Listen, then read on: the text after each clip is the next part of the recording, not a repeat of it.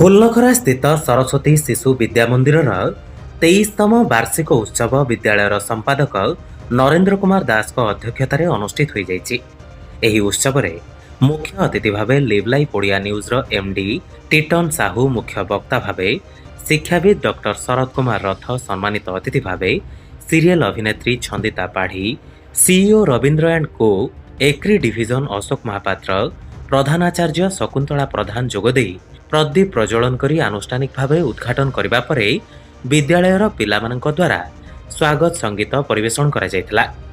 अतिथि मानंक द्वारा कृति अर्जन करिथिबा छात्र छात्री, अभिभावक और गुरुजी गुरुमा मानंकु पुरस्कृत करने सह सांबादिक मानंकु संबर्धित करा जायथिला।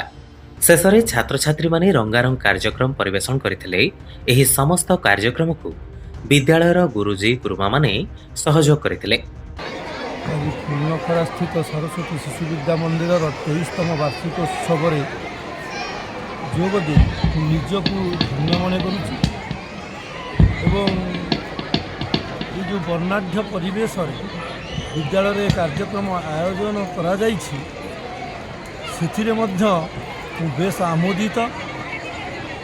बड़ सुखर विषय जे दीर्घ 23 वर्ष धरी शिशु विद्या मंदिर तार परंपरा को बजाय रखी एवं पिलामानंकर आज जो अपूर्व उत्साह उन्मादना जो आनंद देखा देइछि ताहा भाषा रे मध्य व्यक्त करी हेब नाही।